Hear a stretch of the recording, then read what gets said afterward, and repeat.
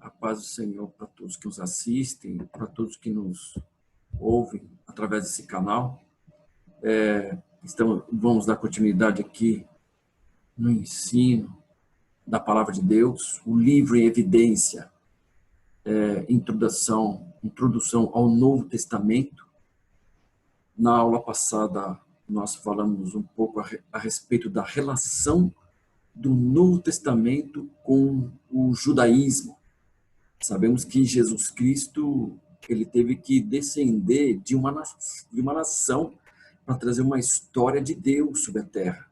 E a nação que Deus escreveu uma história foi a nação de Judá, né?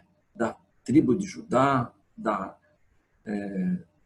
geração de Jacó, da geração de Isaac e da geração de Abraão.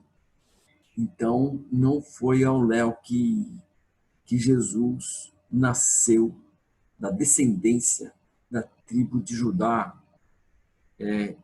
Deus já escreveu uma história no Antigo Testamento apontando a respeito do Salvador, a respeito do Messias, a respeito de Jesus Cristo, Filho de Deus, que nasceu de uma virgem, e o nome dessa mulher era Maria, tá certo? Nós falamos então um pouco a respeito dessa relação do Novo Testamento, que é Jesus Cristo vindo com o judaísmo, né? No momento da religiosidade, no momento das ofertas de sacrifícios, no momento da situação eclesiástica.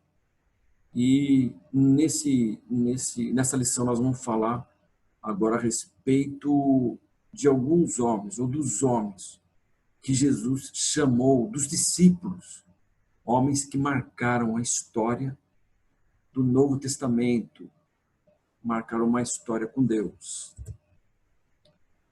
Homens que foram chamados por Jesus e atenderam instantaneamente e integralmente na obra do Senhor. Esse livro ele tem como tema central a formação, estabelecimento e expansão do cristianismo. É disso que o livro está tratando, né?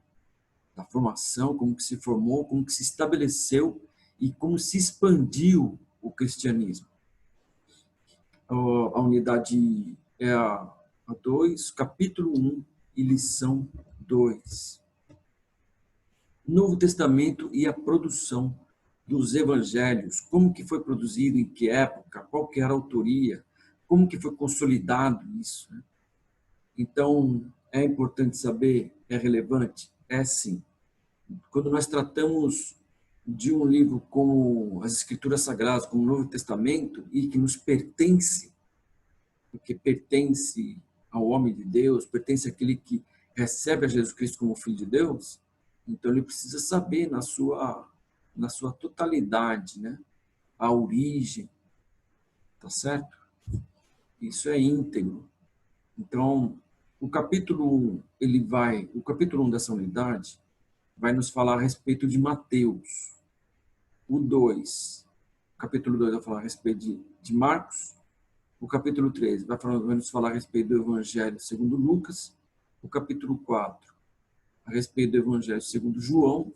E no capítulo 5, as questões sinóticas, né, dos evangelhos.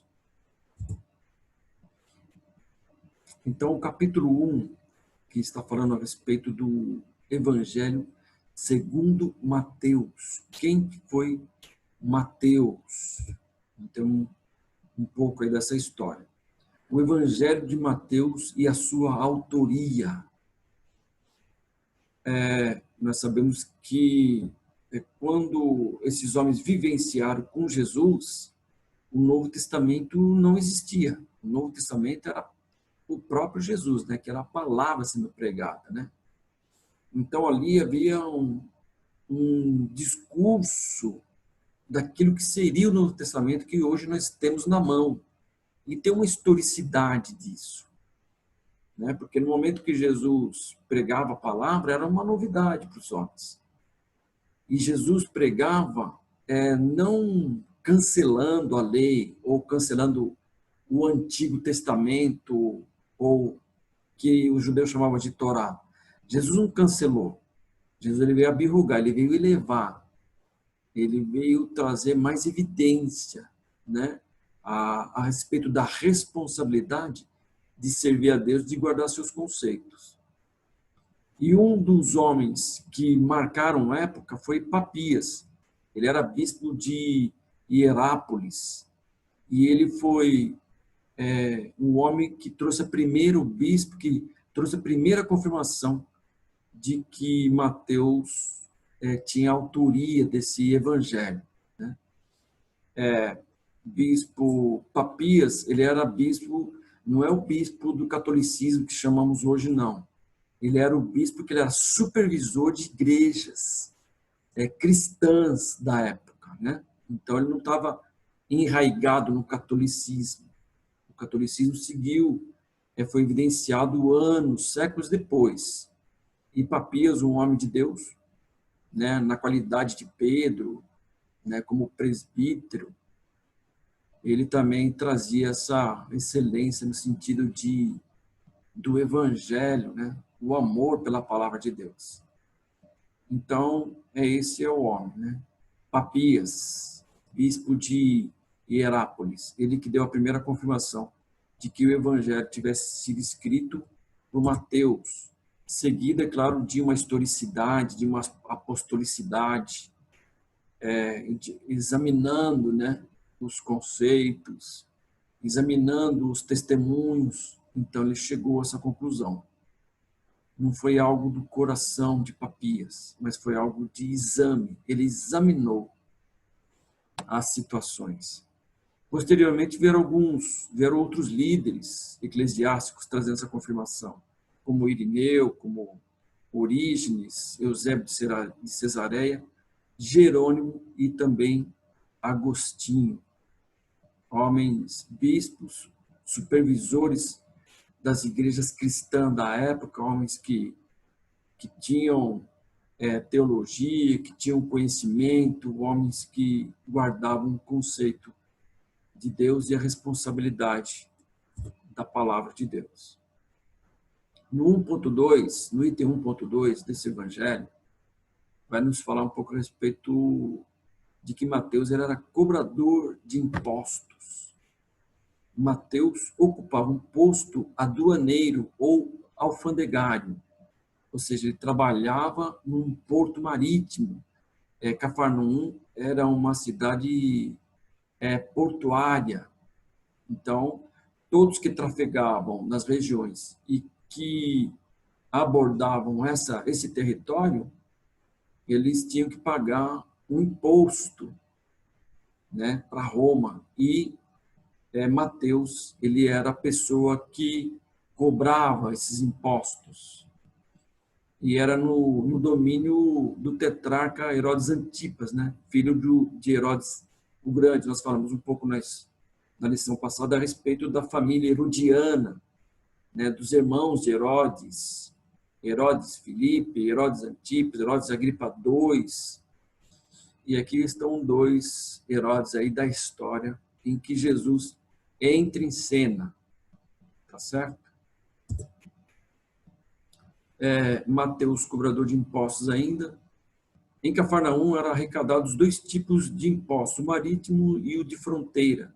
Os recursos financeiros de Mateus deveriam ser relevantes. Então, haviam dois impostos, um de divisão de terras e outro de divisão de terra e água, né? O de terra e água era o marítimo, e de terra com terra era o territorial, né? Que eram as fronteiras. E todos que atravessavam e entravam nos domínios de Roma, ou da época quem dominava era Herodes, né, o tetrarca, tinham que pagar impostos, tá certo? E Jesus, ele veio nesse cenário todo. Em Lucas 5:29, tenho aqui um momento em que vai evidenciar a respeito dos benefícios e da vida de Mateus, né? Ele tinha praticamente uma vida média, considerável. E aqui vai trazer um relato. Lucas faz esse relato aqui, evidencia esse relato. E fez-lhe Levi um grande banquete em sua casa, e havia ali uma multidão de publicanos e outros outros que estavam com eles à mesa. Então, a Bíblia, a palavra de Deus, ela relata, ela evidencia a respeito de um grande banquete. Para a época, só rico tinha mesa, só rico tinha cama. Então, dá para ter um parâmetro de que Levi ou Mateus era um homem rico, assim como Zaqueu também, tá certo?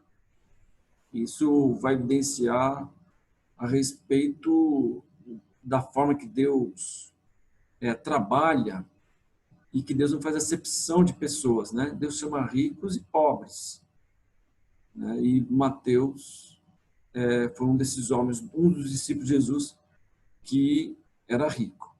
A gente vê um caso de José de Arimateia, que era rico e que cedeu o seu túmulo para Jesus. Então, nós vemos Jesus cercado, cuidado e guardado, Deus guardando Jesus, Deus usando das mais devidas formas para anunciar o Evangelho. É isto, nós fechamos essa lição aqui. A nossa referência é o IBAD, Instituto Bíblico da Assembleia de Deus, Pindamonhangaba, São Paulo. O nosso canal no YouTube é o Núcleo IBAD Glória. Dê o seu like, se inscreva, dê o seu like e participe conosco. Nós estamos aqui para aprendermos juntos e anunciarmos o reino de Deus, tá certo? Um forte abraço para todos e fique na paz do Senhor.